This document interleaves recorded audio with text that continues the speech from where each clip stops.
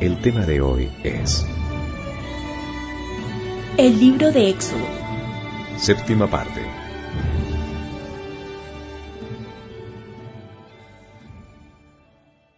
Hasta ahora va la salida de Egipto, el cruce por el Mar Rojo, los milagros de Dios, la murmuración del pueblo cuando les tocó caminar 3 días por el desierto sin agua, encontraron las aguas amargas cuando por fin las encontraron, pero hubo un árbol que al cortar el árbol y a ponerlo en las aguas quedaban dulces.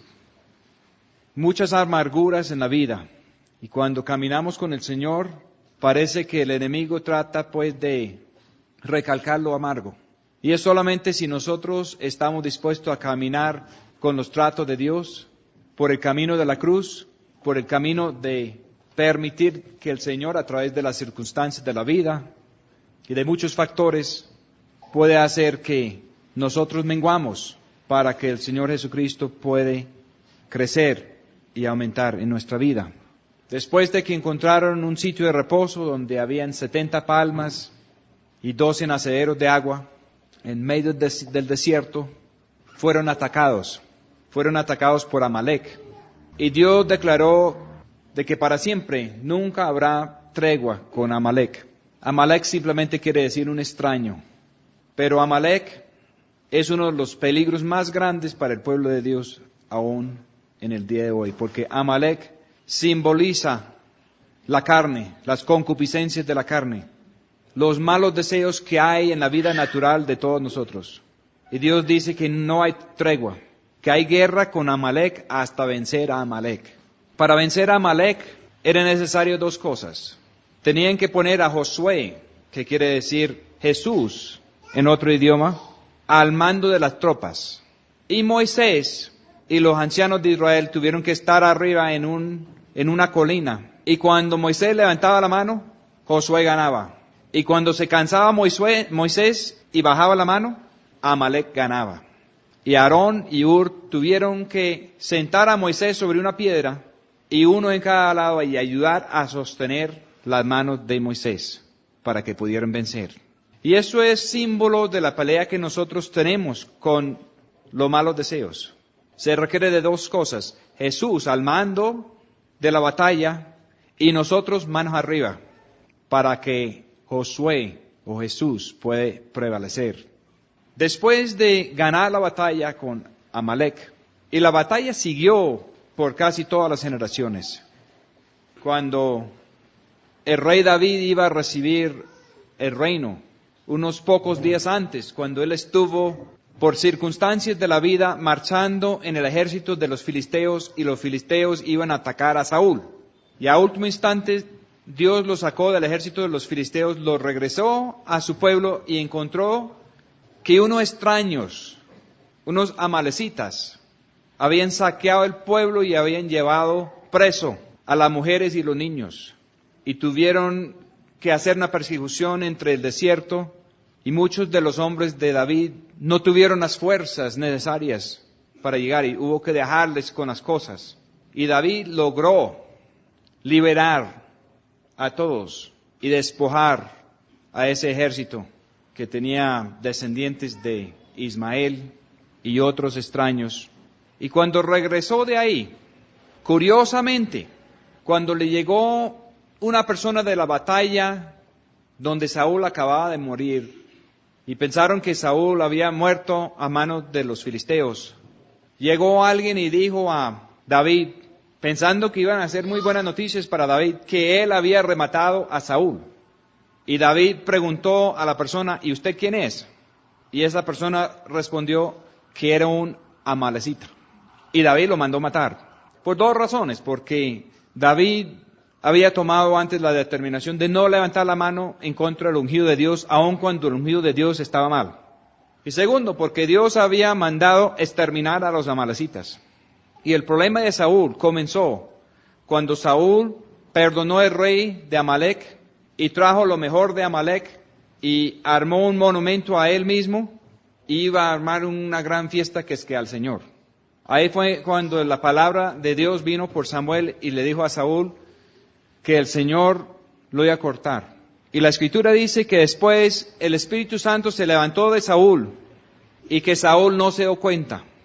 Siguió con sus dones, siguió con sus capacidades, siguió como rey ungido por Dios, pero sin la presencia del Espíritu de Dios. ¿Por qué? Porque Dios había mandado desde este comienzo exterminar a Amalek. La razón aquí en Éxodo capítulo 17, versículo 16, por cuanto Amalek levantó la mano sobre el trono del Señor, el Señor tendrá guerra con Amalek de generación en generación. Todas las generaciones tendrán guerra con Amalek. Los israelitas tuvieron una raza de amalecitas reales y tuvieron problemas en todas las generaciones. Aún después del cautiverio, Amán, el que quiso matar a los judíos en días de la reina Esther, era amalecita y siguió tratando de exterminar a los judíos. Amalek es símbolo abierto y directo del hombre viejo. Y la palabra de Dios en todos los tiempos no permite la vida al hombre viejo. El Señor no ama el hombre viejo en nosotros, lo rechaza. Hay muchos símbolos en la Escritura. Esaú simbolizaba al hombre viejo, Jacob el hombre nuevo, que aún así necesita desarrollo y madurez. El Señor ama lo que nace por segunda vez, pero el Señor no ama la vida de Adán en nosotros. Los descendientes de Adán llegaron a tal punto que el Señor dice que Él se arrepintió de haberlos creado, que Él vio que el corazón del hombre solamente era para hacer el mal todo el tiempo y decidió raerlos de la faz de la tierra. Y después de eso dice, pero Noé halló gracia en los ojos de Dios. ¿Qué quiere decir Noé? Descanso. ¿Qué hizo Noé? Descansó de sus propias obras e hizo la obra de Dios. Y haciendo la obra de Dios se salvó con toda su familia. Porque la obra de Dios en esa época era hacer el arca de salvación. Eso no fue invento de Noé. Los demás, todos los del mundo antiguo estaban haciendo sus propias obras. Y todo eso fracasó juntos con sus dueños. ¿Cuál era la diferencia entre el rey David y el rey Saúl? El rey Saúl estaba buscando su beneficio propio. Estaba buscando sacar lo mejor de Amalek y coger lo que es que para Dios. Y Dios no está interesado de lo que nosotros consideramos que puede estar bien con Amalek.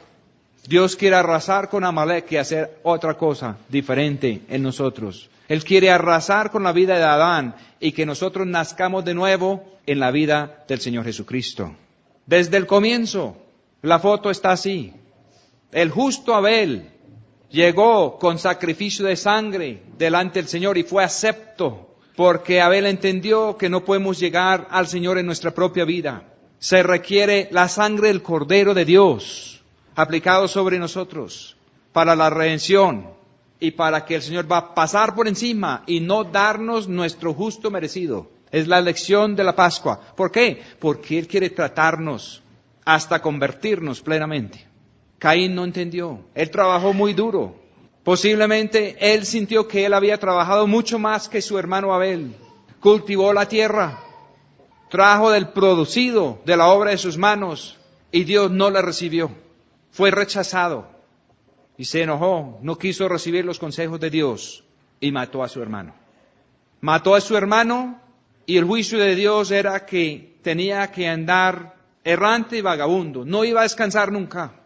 Y el hombre viejo no descansa nunca, porque Dios quiere que el hombre viejo entra al plan de redención de Dios. Y la reconciliación con Dios no es nosotros ceder un poquito y Dios ceder un poquito y vamos a llegar a un arreglo.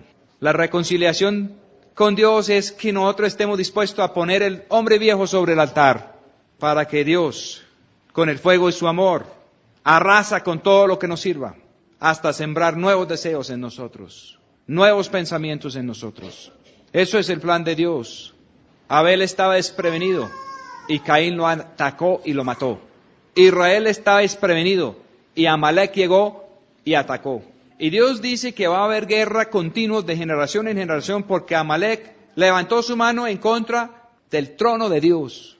El pueblo de Israel solamente iba en rumbo a donde Dios decía. Acababan de recibir el maná. Dios mandó recoger una medida de maná para poner lo que es que delante del testimonio. El testimonio era la presencia de Dios que los guiaba. En ese tiempo todavía no habían llegado a construir el tabernáculo. Estaban siguiendo abiertamente a Dios. Dios aquí en los capítulos 18 y 19 del libro del Éxodo dice a Moisés, para que Moisés lo denuncie al pueblo, que Dios quiere que ellos sean un pueblo de sacerdotes para Dios. Y el pueblo pensó que eso era muy buena idea. El único problema es que para ser sacerdotes, para representar a Dios, no lo podemos representar en nuestra vida. Tiene que ser en la vida de Él. Nos va a costar algo. Y cuando ellos se dieron cuenta de cómo iba a ser la situación, más adelante en medio de Éxodo capítulo 20, dijeron a Moisés, vete tú y hable con Él y ven y nos diga y lo haremos, pero que no escuchamos más la voz de Dios para que no muramos todos. Un trato con la presencia de Dios puede matar al hombre viejo. Y ellos no estaban listos para eso. Y Dios lo sabía de antemano. Y por eso salió un pacto de ejemplo y sombra, de ley. Un convenio que tuvo que ser superado después. Un convenio que figuró como un convenio, como un pacto, como un Antiguo Testamento. Pero la ley de Dios es muy importante para que lo podamos entender. Porque aún en el nuevo pacto, aún bajo la gracia de Dios, la Escritura dice que solamente los que son guiados por el Espíritu de Dios, solamente ellos están en la gracia y no están bajo la ley. ¿Por qué? En Romanos capítulo 8, el apóstol Pablo explica que hay algo por encima de la ley. La ley de letra que mata, la ley que revela el pecado y que produce sentencia de muerte. Que hay una ley más alta, que es la ley de la vida en Cristo Jesús. Porque la vida del Señor Jesús cambia al ser humano por naturaleza. Y la ley queda, en vez de estar en unas tablas de piedra, queda escrito en nuestro corazón y en nuestra mente. Eso fue el fallo del pueblo de Israel. Querían quedar con su propia vida. Y pensaron, que nos digan las leyes de Dios y lo haremos. El único problema es que la ley más adelante dice que el que incumple un solo punto es culpable de todo. Y más adelante la Escritura dice que justos no hay ni uno. En el Antiguo Testamento es así. En el Nuevo Testamento hay un justo, un solo justo, que es nuestro Señor Jesucristo. Y Él quiere entrarnos a nosotros en la justicia de Él. Porque la justicia de nosotros es como trapo de inmundicia, dice la Escritura. Entonces ellos terminaron de pelear con Amalek. Por el momento tenían la victoria. Por el momento, y no solamente por ese momento, sino que Josué, el que fue el líder en esa batalla, parece que él no volvió a tener revés. Parece que Josué siguió perfecto por toda su vida, en símbolo del Señor Jesús. La Escritura no tiene tacha en contra de Josué, así como no tiene tacha en contra de José en Egipto, así como no tiene tacha en contra de Eliseo, el profeta, más adelante. Y todos ellos son ejemplos y sombras de lo que iba a ser nuestro Señor Jesús después. Dios quería un pueblo de sacerdotes, pero no fue posible. Entonces Él dijo por derecho, que Él por derecho, haciendo unas cuentas que para nosotros son muy raras, pero más adelante, en Levítico y en Números, Él hace las cuentas de la redención. Que los herederos de los egipcios merecían la muerte, porque no estaban bajo la vida de Él, estaban sin aplicar la sangre sobre sus casas. Y los que sí recibieron la sangre sobre sus casas y entraron en un pacto con Dios, era un pacto para que Dios los sacara a un desierto de los tratos de Dios hasta convertirlos en un pueblo justo de verdad. Y los que no creyeron al Señor comenzaron a morir allá en el desierto, hasta que el pueblo que recibió la herencia fue un pueblo limpio y creyente. Entonces Dios hizo la cuenta. Él dijo que todos los jefes de hogar, todos los primogénitos de todo el pueblo de Israel y todos los primogénitos de todo el ganado eran de Él por derecho, porque en el problema original el hombre usurpó el lugar de Dios en optar por la ciencia del bien y del mal. Y Dios quiere enderezar las cosas desde la cabeza. Entonces Dios comenzó diciendo que los que estaban tomando las decisiones en las casas eran los responsables y ellos eran entonces los culpables. Si decían que lo que él dice que está mal está bien y viceversa. Los egipcios perdieron todos sus primogénitos. Los de Israel y los egipcios que se metieron en alguna casa de Israel se salvaron si la sangre estaba aplicada correctamente. Hay mucho simbolismo en eso. Había que aplicar la sangre que es que con hisopo, que es otro mensaje. Pero hisopo es símbolo de humildad, de agachar la cabeza ante Dios y de aceptar el reino de Él sobre nosotros. Y el Señor dijo de todo el pueblo de Israel que todos le pertenecían porque Él los había rescatado de la casa de servidumbre. Entonces más adelante Dios hace la cuenta y Él cambia todos los primogénitos de Israel por la tribu de Leví. Y Él hace que la tribu de Leví sea su ejemplo de tener un pueblo de sacerdotes. Y Él cambia los primogénitos de todo el ganado, de las vacas, los bueyes y las ovejas y cabras, etcétera, por los animales de la tribu de Leví. Y eso todo es del Señor. Y cuando entran a la tierra prometida, ellos no reciben herencia con las otras tribus, porque la herencia de ellos es el Señor. Y lo que pertenece al Señor, los diezmos y las ofrendas, etcétera, etcétera, tienen que ser entregados entonces a los levitas y a los sacerdotes que son miembros todos de la tribu de Leví. Y para poder entrar en cierto sitio en el templo de Dios, que se edifica más adelante, el acceso ya no es por mérito del hombre. El acceso en el lugar santo es porque la persona tiene que ser nacido de cierta familia. Y si no nació de esa familia que desciende de Aarón, no puede entrar en el lugar santo. Y el sitio de la presencia de Dios más adelante, que se llama el lugar santísimo, es de un acceso solamente una vez al año, en un día muy especial, por el sumo sacerdote, solamente. Y eso en símbolo de que el regreso a Dios Padre, a tener comunión con Dios Padre, solamente se puede hacer por medio del Señor Jesucristo, que es sumo sacerdote de otra orden, ya no trazado por linaje humana, por orden de Melquisedec, que quiere decir Rey de Justicia. Es el Señor del cielo, que vino y se hizo hombre, y abrió otra vez el acceso. Y la Escritura dice que tiene todo poder y toda autoridad para mediar un nuevo pacto, donde nos puede entrar a nosotros en la vida de Él y reconciliarnos de nuevo con el Padre, para que podamos pedir en el nombre de Él lo que quisiéramos del Padre y será concedido. Muchas personas han querido abrir la fórmula de cómo es decir en el nombre del Padre, en el nombre de Jesús, detrás de nuestras oraciones, para que el Padre tenga que dar lo que digamos nosotros, como si fuera una lámpara de Aladino. Pero no es por mantras, no es por vocabulario aprendido, ni siquiera por teología. Los únicos que van a poder entrar en el cumplimiento de esta promesa son los que han permitido que Josué, Jesús, gane la vida en contra de Amalek y que sean verdaderos israelitas circuncidados de corazón, donde el nombre de Dios está sobre ellos porque la vida de Dios está por dentro de ellos. Terminaron la pelea con Amalek y comienza Éxodo capítulo 18, donde llega el suegro de Moisés. Moisés había durado 40 años en el desierto cuidando las ovejas del suegro. Y ahora va a entrar a una etapa de otros 40 años cuidando las ovejas humanas del Señor. Y el Señor dice que el que es fiel en lo poco, recibirá más. Y el suegro de Moisés, Jetro, encontró a Moisés encartado, desde el amanecer hasta el atardecer, juzgando el pueblo de Dios y todo el mundo agotado. Y él llamó a Moisés a un lado y le dijo, ¿qué es lo que está haciendo usted?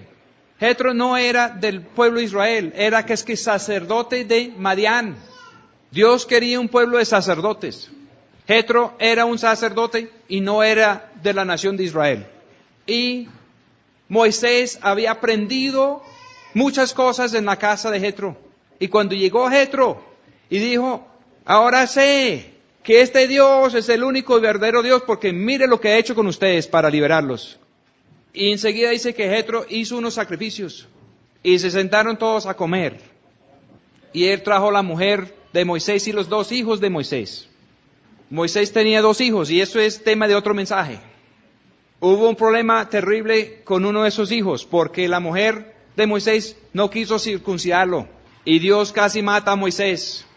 El primero seguramente lo habían circuncidado y fue tan desagradable la experiencia que la mujer no quiso circuncidar el segundo, pero tuvo que hacerlo para salvar la vida de Moisés.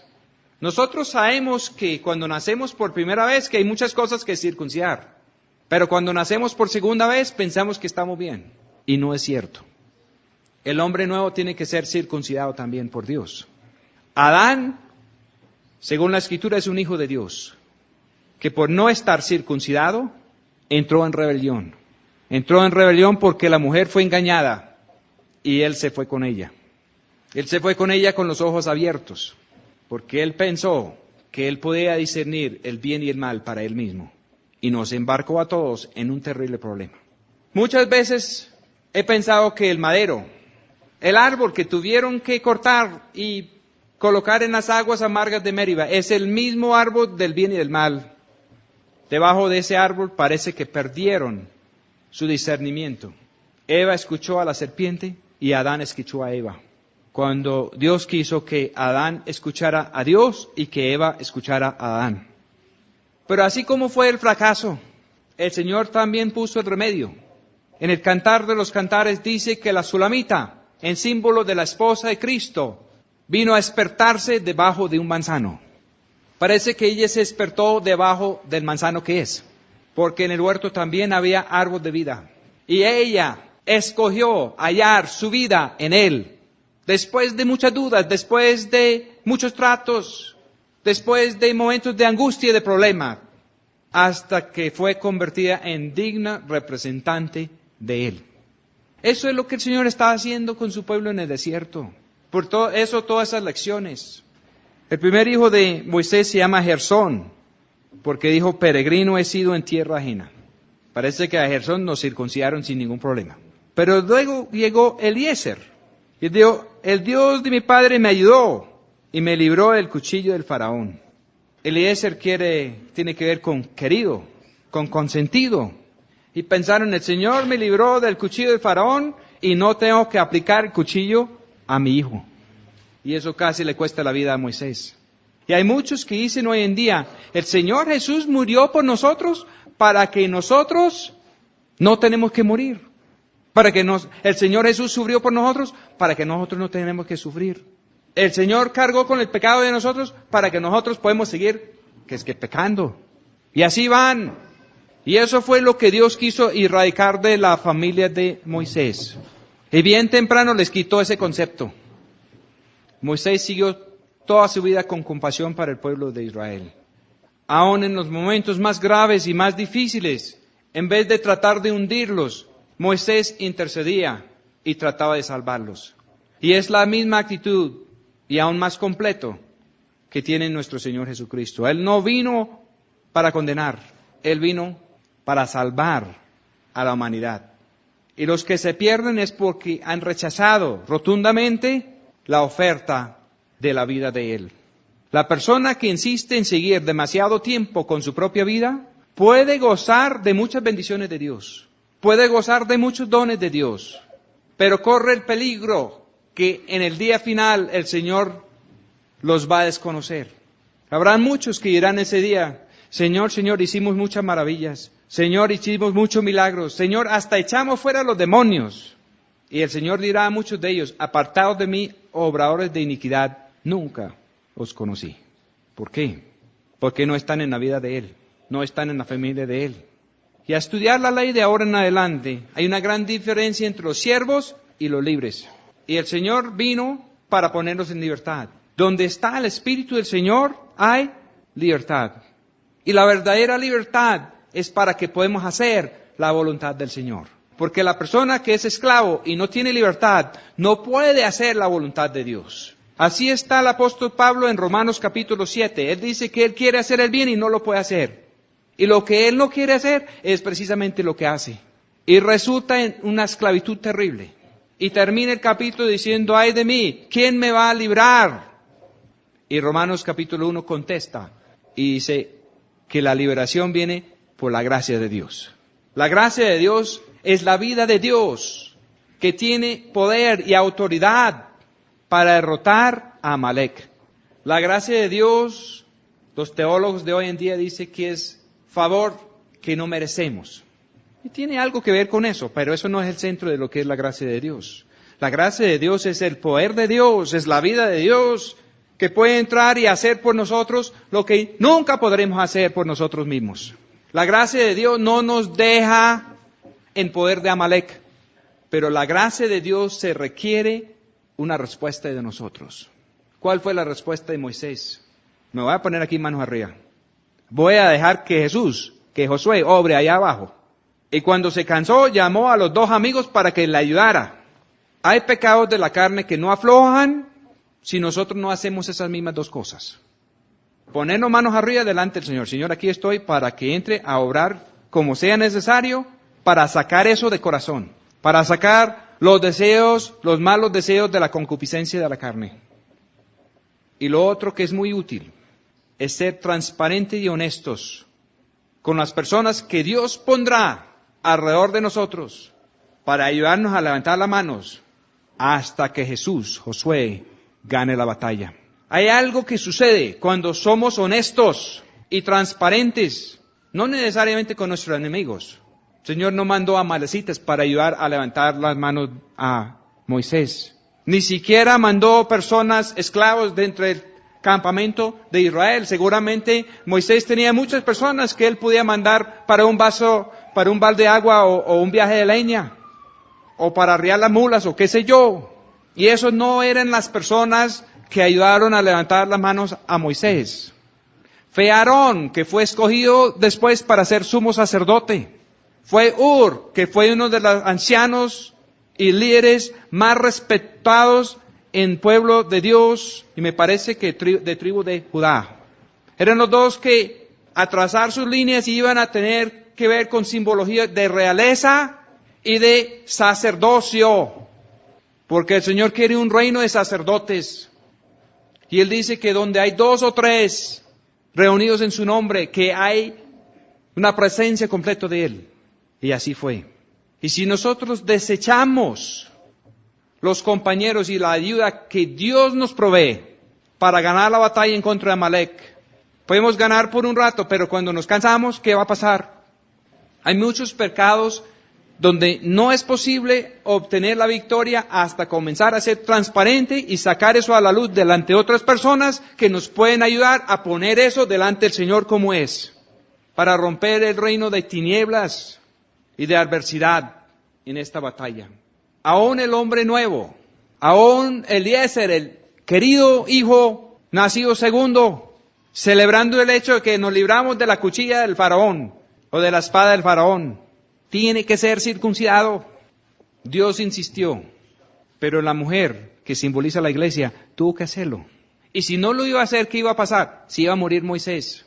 Y lo que no entienden las personas es que si nosotros no hacemos eso, si no permitimos los tratos directos de Dios, si no ayudamos los unos a los otros en recibir esos tratos directos de Dios, la presencia de Dios entre nosotros, simbolizado por Moisés, se puede morir y nos podemos quedar otra vez como antes.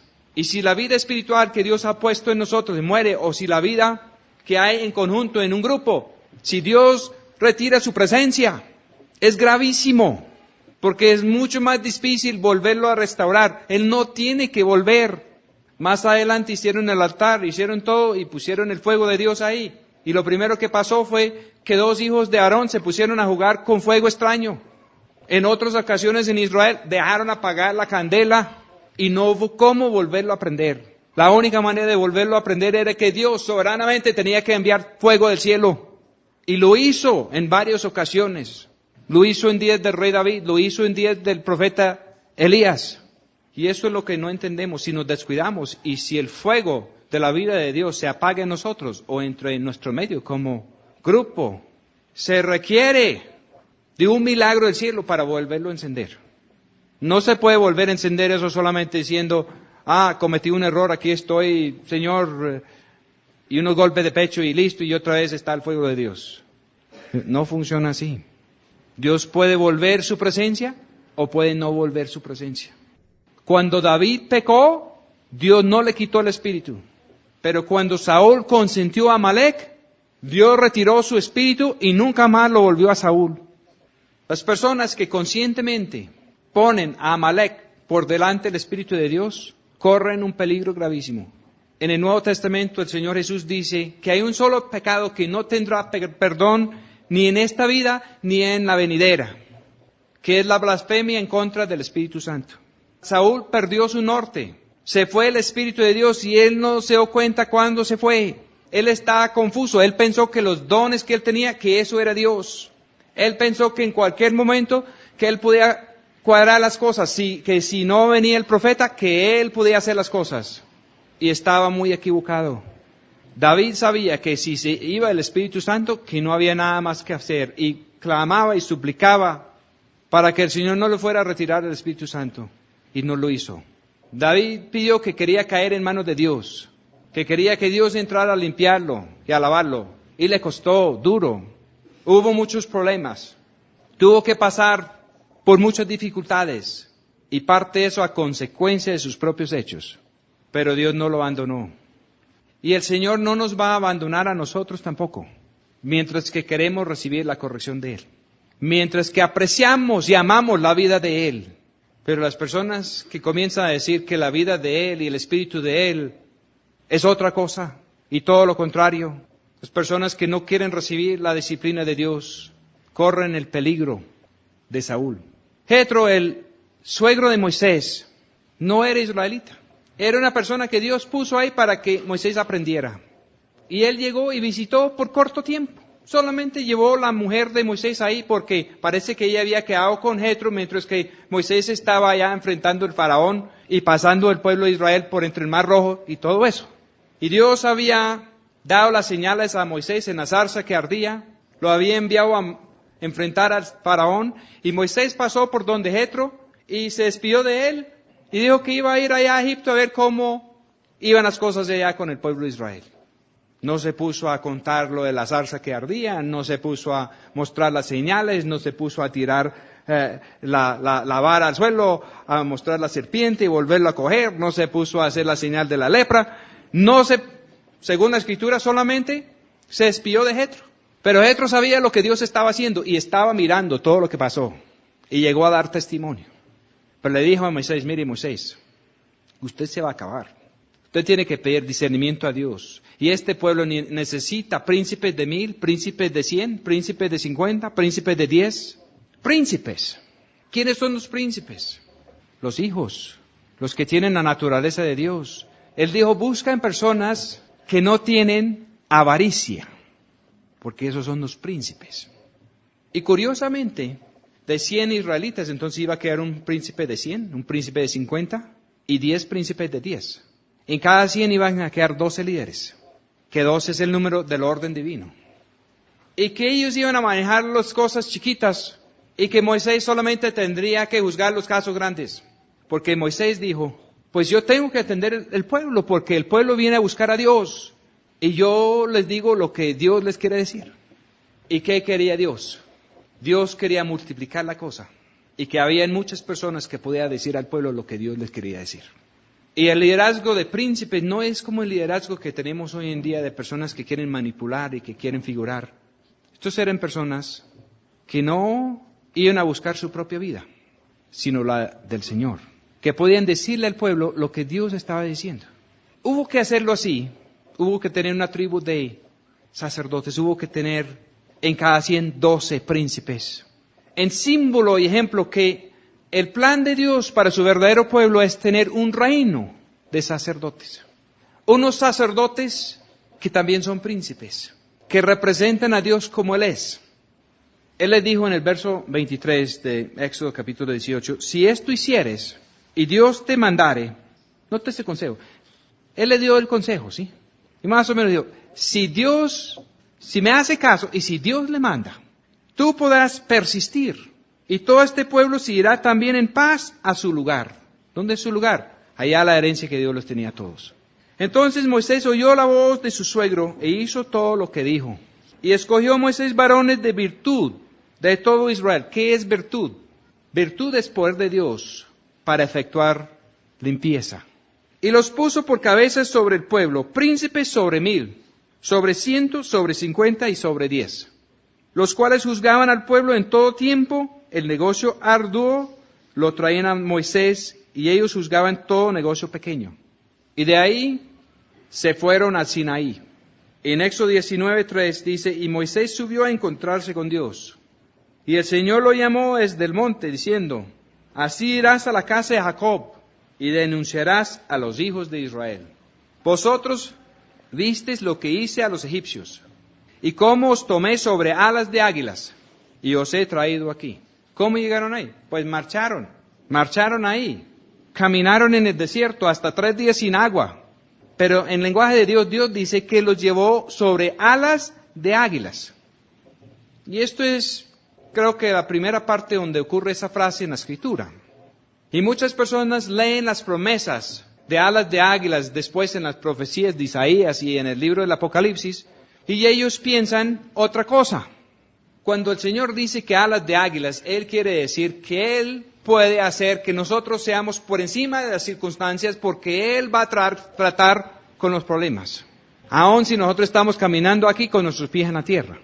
Y muchas personas piensan que alas de águilas es después de muertos por allá en los cielos, quién sabe cómo, con alas de ángeles, entonces todo se nos va a arreglar de alguna manera, quién sabe cómo. Pero lo de alas de águilas tiene que ver con el poder de Dios, con el tiempo de Dios, con la decisión de Dios, pero también tiene que ver con ponernos a nosotros a marchar como Dios quiere aquí. Parte de eso de alas de águilas era cuando estaban ahí encerrados al Mar Rojo y estaban clamando y gritando a Dios, y Dios dijo a Moisés, déjase de dar voces y pongan la gente a marchar. Y lo formó y lo marchó derechito para el Mar Rojo, y Dios hizo que el Mar Rojo se abriera. Y marcharon.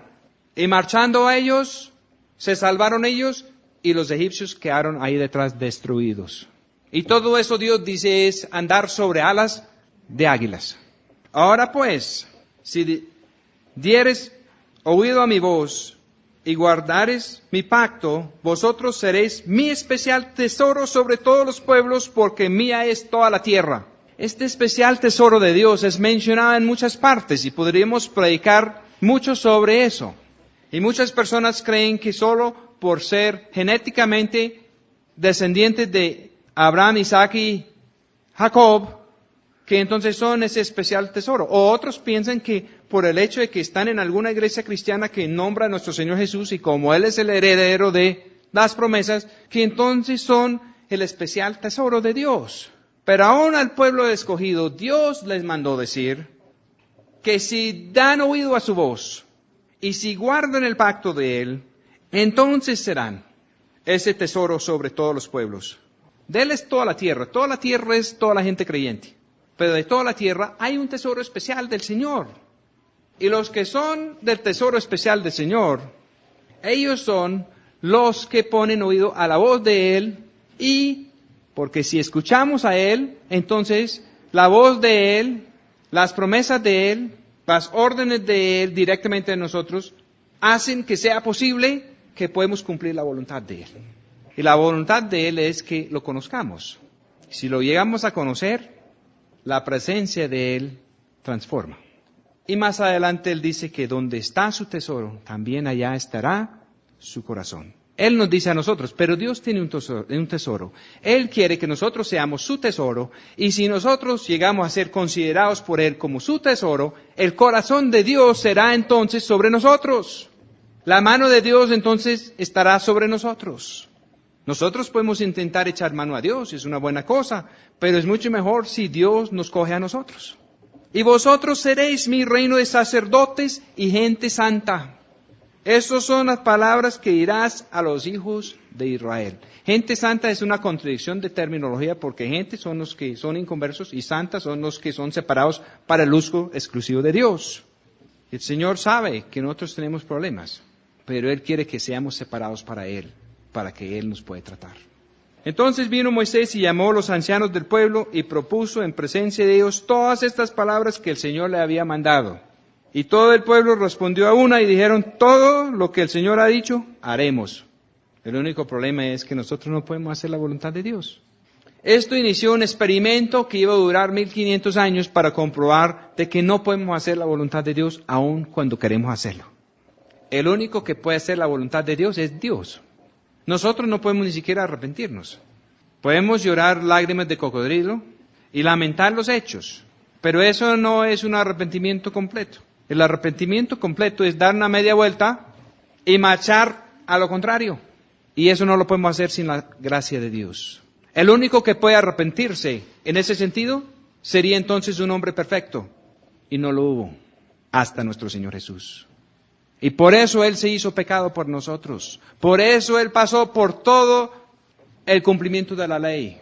Por eso murió, por eso resucitó. Para enseñarnos el camino del arrepentimiento. Por enseñarnos el camino de regreso a Dios. No para que nosotros no tuviéramos que caminarla. No para que nosotros no tuviéramos que sufrir. No para que el hombre viejo no tuviera que morir en nosotros.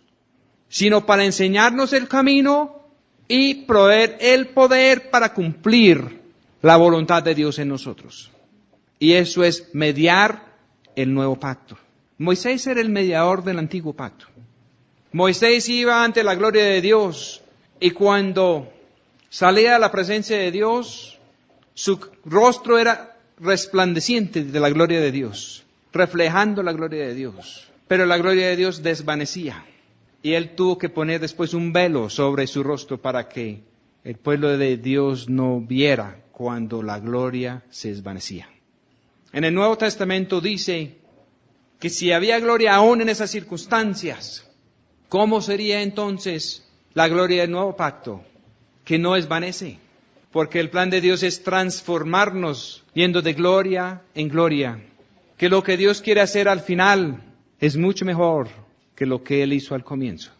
Si el pueblo de Dios de Israel en ese entonces vio los milagros, caminaron 40 años en el desierto con el maná, recibieron agua de la roca, sus zapatos y su ropa no se acababa. Dios mismo intervenía en contra de sus enemigos. Cuando ellos marchaban a la manera de Dios, ni las enfermedades de Egipto, ni los enemigos alrededor podían con ellos. Y tuvieron más adelante batallas impresionantes donde no perdían ni un solo hombre. Y si todo eso es solo ejemplos y sombras de lo que Dios quiere hacer con el pueblo de Dios al final de los tiempos. Y el Señor dijo a Moisés, he aquí yo vengo a ti en una nube espesa. Parecía oscuridad a los hombres. Y Moisés iba a la densa oscuridad y allá estaba Dios. Y regresaba y hasta su rostro resplandecía. Los caminos de Dios y las cosas de Dios se ven muy negros al hombre natural. Por eso es que no debemos de juzgar lo que está bien y lo que está mal, porque ni siquiera podemos juzgar lo que está bien. Yo vengo a ti en una nube espesa para que el pueblo oiga mientras yo hablo y también para que te creen para siempre. Y Moisés denunció las palabras del pueblo al Señor. Y el Señor dijo a Moisés, ve al pueblo y santifícalos hoy y mañana y laven sus vestidos. Moisés es símbolo de Cristo, en ejemplo y sombra. Y el Señor Jesús vino y iba a haber un periodo de 2 días proféticos. El Señor Jesús también hablaba del tercer día. Iba a haber hoy y mañana. Él dijo eso hasta a los mensajeros de Herodes. Le dijo, vaya dígale a ese zorro que hoy y mañana hago milagros. Y al tercer día, la cosa va a ser diferente. Hoy y mañana, 2 días, al tercer día. ¿A qué no está hablando? Vino el Señor Jesús. Tenían que pasar 2000 años, 2 días proféticos, porque para el Señor un día es como 1000 años y 1000 años como un día. 2 días para santificar el pueblo. 2 días para completar un número de personas dispuestos ante la adversidad de poner la vida del Señor por encima de la vida propia. Pero el tercer día va a haber algo diferente. ¿Qué es lo que va a pasar el tercer día? ¿Qué es lo que va a pasar en el tercer milenio después del Señor? Mire lo que dice aquí. Y estén apercibidos para el día tercero, porque al tercer día el Señor descenderá a ojos de todo el pueblo sobre el monte de Sinaí. En ese fue el monte de Sinaí. En la carta a los Gálatas dice que hay 2 mujeres, 2 pactos y 2 montañas. Es tema de otro mensaje, pero quiere decir que de las 2 mujeres había una mujer libre y había una mujer esclava. Y la esclava egipcia se llamaba Agar y ella es simbolizado del monte Sinaí. Y el pacto de Sinaí, porque no quisieron escuchar la voz de Dios, porque temían cada uno por su vida, resultó escrito en tablas de piedra en vez de en los corazones de ellos. Pero Dios, en símbolo, después de la hija de la esclava egipcia, había, por un milagro impresionante, hecho que la mujer libre, después de cambiarla de naturaleza y de nombre, diera a luz al hijo de la promesa, Isaac. Y eso también es otro mensaje. Pero el monte de Isaac es diferente que el monte de Ismael. Lo de Agar es diferente a lo de Sara. Sinaí es diferente al monte Hermón. Cualquiera que tocara el monte ahí iba a morir. Solamente Moisés y después unos ancianos muy especiales. Habían problemas. Sin la muerte y resurrección del Señor Jesús, sin el Señor Jesús para mediar un nuevo pacto, no era posible entrar a cualquiera en comunión directa con Dios. Era muy difícil. Cualquiera que tocara el monte tenía que ser o apedreado o aseteado. Lo tenían que flechar o lo tenían que matar a piedra. Y descendió Moisés del monte al pueblo y santificaba al pueblo y lavaron sus vestidos. Nota también que en Apocalipsis está la misma cosa. Dice que la esposa del Cordero es la que ha lavado sus vestidos en la sangre del Cordero y se ha percibido, está lista para lo que va a pasar en el tercer día. Porque el tercer día el Señor va a descender delante de todo el pueblo. ¿Qué fue lo que dijeron los ángeles a los discípulos que quedaron allá mirando para arriba? Que no se fueron asombrados, porque este mismo Jesús iba a volver de la misma manera más adelante. Y unas personas van a estar listos, unos van a tener sus vestidos limpios y otros no. Tener los vestidos limpios es muy similar a vencer a Amalek, porque solamente podemos limpiar nuestros vestidos con la vida de Él. La vida de nosotros no los limpia, antes los mancha más y más. La vida del hombre natural, entre más que vamos, más manchamos nuestros vestidos. Y por eso tenemos que estar cambiando vestidos y bañándonos y lavando los vestidos. La vida de Él sí los limpia. La vida de Él sí nos cubre. Y los que tienen la vida de Él no serán hallados desnudos cuando Él vuelve. No tendrán vergüenza cuando Él vuelve. Y aconteció al tercer día, cuando vino la mañana, que vinieron truenos y relámpagos. Trueno es cuando Dios habla y relámpagos salen de la presencia del trono de Dios, dice la Escritura. Y espesa nube sobre el monte. El hombre natural no ve ni entiende nada de eso. Un sonido de chofar muy fuerte. El chofar, la trompeta de cuerno de carnero, es símbolo de cuando Dios habla. Y se estremeció todo el pueblo que estaba en el campamento. El Señor dice que Él va a estremecer el cielo y la tierra cuando vuelve. Que cuando vino por primera vez hizo estremecer la tierra, pero cuando vuelve por segunda vez va a estremecer el cielo y la tierra. Y Moisés sacó del campamento al pueblo a recibir a Dios y se pusieron a lo bajo del monte. Y todo el monte del Sinaí humeaba porque el Señor había descendido sobre él en fuego y el humo de él subía como el humo de un horno. Y todo el monte se estremeció en gran manera. El monte estaba estremeciendo y el pueblo también. Y el sonido de chofar iba esforzándose en extremo. Moisés hablaba y Dios le respondía en voz. Más adelante la Escritura dice que las personas que estaban ahí no querían volver a tener una experiencia de esos nunca en su vida. El único que quedó feliz, parece, ante esa experiencia era Moisés. Y Moisés siguió buscando la presencia de Dios hasta que parece que al final la presencia de Dios lo mató. Cuando él cumplió 120 años. Y eso es otro mensaje. Pero cuando la presencia de Dios mata al hombre viejo, en la carta a los tesalonicenses, en especial en 2 de Tesalonicenses, dice que aquel inicuo, aquel hombre de pecado, y hay uno en cada uno de nosotros, que el remedio es la venida del Señor, porque con lo que mata al hombre el pecado es el resplandor de la venida del Señor. Y Moisés anticipó la cosa. Elías anticipó la cosa y fue buscando la presencia de Dios en acuerdo con la voluntad de Dios. Y pasó el Jordán y Elías también fue recibido al cielo. Y unos carros de fuego separaron el camino entre él y Eliseo.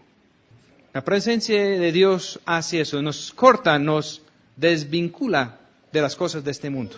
Los profetas que tuvieron experiencia ante el trono de Dios, ante la verdadera trono y presencia de Dios, no volvieron a pensar en las cosas de este mundo.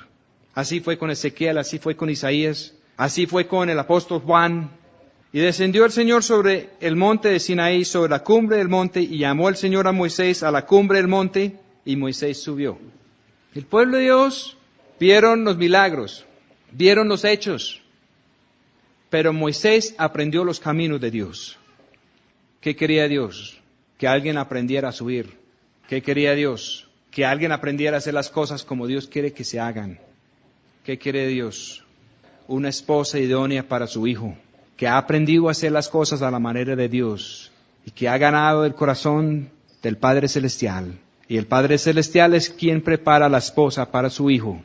Y cuando ella está lista, cuando el hijo se da cuenta del fruto que hay en ella y por ella, la Escritura dice que su mismo corazón lo hace devolver. Él no sabe cuándo, solamente el Padre, porque el Padre es el que va preparando la esposa. El Señor descendió sobre el Sinaí y fue terrible. Pero la segunda venida del Señor va a ser diferente. Y el Señor dijo a Moisés, desciende, requiere al pueblo que no traspasen el término para ver al Señor, porque caerá multitud de ellos. Hay muchas personas jugando al sacerdote, jugando al lugar santo, jugando con los dones del Espíritu Santo. Y si no tienen cuidado, y si están donde no es, y Dios quita el velo, se va a caer una multitud de ellos. También los sacerdotes que se acercan al Señor se santifiquen, para que el Señor no haga en ellos estrago. Si hay personas donde solamente deben de estar los sacerdotes, es un peligro. Si hay sacerdotes que no están santificados y están ahí, también es un peligro. La presencia de Dios no perdona la corrupción. Y la persona que trata de ir en la vida corrupta de Adán ante la presencia de Dios será acabado. Los únicos que podrán pararse delante de la presencia de Dios son los que llegan en la vida de Jesús. Con solo aplicar la sangre, el ángel pasa por encima, por un tiempo, para que Dios nos trate. Pero si vamos a entrar a la presencia de Dios y estar firme, el pacto de Dios tiene que ser una realidad en nosotros. Y el pacto de Dios es que el hombre nuevo en Cristo tiene que estar vivo y el hombre viejo muerto. Podemos recibir el trato y comenzar el camino con solo aceptar que nos parece bien que Dios haga eso en nosotros. Y Moisés dijo al Señor, el pueblo no podrá subir al monte Sinaí, porque tú nos has requerido diciendo, señala términos al monte y santifícalo. El hombre natural no puede llegar a la presencia de Dios. Es así de sencillo. Y el Señor le dijo, ve, desciende y subirás tú y Aarón contigo, mas los sacerdotes y el pueblo no traspasen el término para subir al Señor, para que no haga entre ellos estrago. Entonces Moisés descendió al pueblo y habló con ellos. Moisés les dijo, mire, ustedes no pueden subir. Si tratan de ir a la presencia de Dios, se van a morir. En este momento solamente Moisés y Aarón, en símbolo de que solamente el Señor Jesús y el verdadero cuerpo de Jesús van a tener ese privilegio. Y habló Dios todas estas palabras diciendo, y aquí vienen los 10 mandamientos. Dios los habló directamente. Ellos los escucharon. Dios terminó de hablar. Y los 10 mandamientos son tema de otro mensaje. Pero para cerrar este mensaje, solamente les quiero poner en conocimiento la reacción del pueblo después de escuchar los 10 mandamientos directamente de la boca de Dios. Ante el sonido de chofar y ante todo un monte echando humo y candela y relámpagos y truenos y donde ellos temblaban. En la carta de Hebreos habla de este momento también. Y la reacción de ellos era esto. Versículo 18, todo el pueblo consideraba las voces y las llamas y el sonido de la trompeta y el monte que humeaba. Y viéndolo el pueblo temblaron y se pusieron de lejos. Y dijeron a Moisés, habla tú con nosotros, que nosotros oiremos, y no hable Dios con nosotros para que no muramos. Y así consiguieron que el Señor les pusiera profetas que hablaran al pueblo de parte de Dios.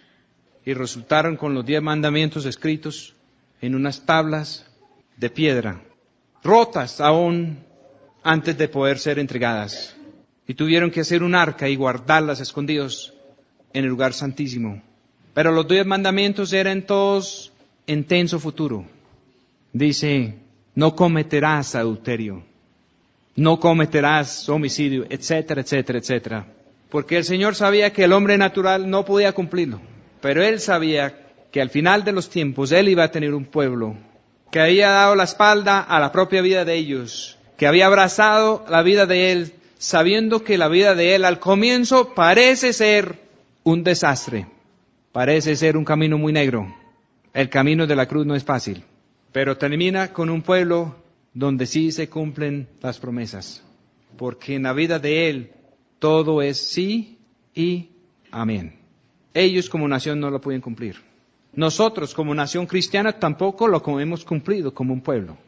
Pero el Señor tiene un grupo de 144,000. Es un número simbólico. Los que vienen de los 12 tribus, los que vienen de los 12 apóstoles, 12 por 12 multiplicado por 1,000, que quiere decir a la perfección. Los que han amado la vida del Señor más que su propia vida y lo han demostrado con hechos desde Abel en adelante. Y ellos van a cantar que es que el cántico de Moisés y del Cordero. Y van a ser sellados con la vida de Él. Y no solamente eso, sino que va a haber una primera resurrección y van a reinar con Él. Hasta poner todos los enemigos debajo de los pies de Él. Y el último enemigo es la muerte. Vamos a orar. Señor, ayúdanos a entender los ejemplos y sombras del Antiguo Testamento, del primer pacto, la figura de Moisés y los tribus de Israel. Permita, Señor, aprender de los errores de ellos para no cometerlos. Permita, Señor, abrazar la vida suya, recibir los tratos suyos, para amar su presencia, para amar su victoria, hasta ser transformados, hasta ser restaurados, hasta ser plenamente reconciliados con nuestro Padre Celestial. Amén. Gracia y paz tengáis de Dios Padre nuestro y del Señor Jesús, el Cristo.